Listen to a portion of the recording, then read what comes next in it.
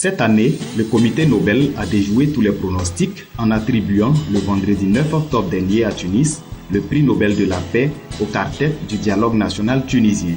Il s'agit de Mme Ouidet Bouchamaoui de l'Union tunisienne de l'industrie, du commerce et de l'artisanat, de Maître Mohamed Fadel Mahfoud, bâtonnier de l'Ordre des avocats tunisiens, d'Abdessata Ben Moussa de la Ligue tunisienne de la défense des droits de l'homme et du patron du syndicat historique tunisien UGTT.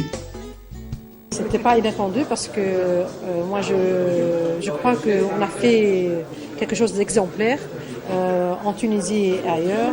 C'est par le processus, par le dialogue que la Tunisie a réussi. La Tunisie est un petit pays, pas trop riche en ressources, mais riche en ces personnes et ces Tunisiens qui ont su montrer à tous que rien n'est impossible en Tunisie. Moi, je pense que cette consécration et cette reconnaissance internationale est quelque chose qui n'a pas de prix. Donc, je me félicite et je félicite mes partenaires, bien sûr. Et surtout, je présente mes félicitations à tout le peuple tunisien et aux partis politiques qui nous ont aidés, qui étaient avec nous tout le long de ce processus, pendant des jours, des nuits. Et il y a eu des hauts et des bas, mais on a tenu bon.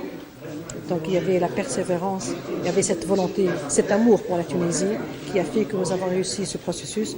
C'est un message pour tous les peuples du monde, pour leur dire que tous les différends politiques peuvent être réglés par la voie du dialogue et non pas par la voie des armes.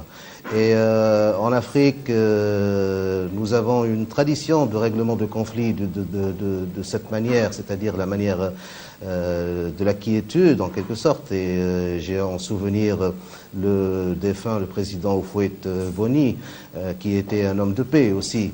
Donc en Tunisie, je pense qu'il y a un message fort pour tous les peuples du monde, pour éviter la guerre, pour régler les différends politiques, parce qu'il doit toujours y avoir certains problèmes au niveau de la scène politique, et je pense que cette méthode est capable de régler les différends.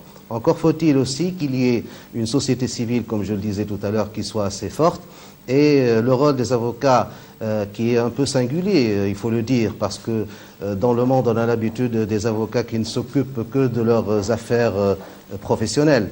Et là, les avocats tunisiens qui ont une crédibilité, qui ont une histoire depuis des décennies, qui ont milité pour les droits de l'homme et pour la démocratie, je pense que c'est un couronnement aussi pour l'effort des avocats.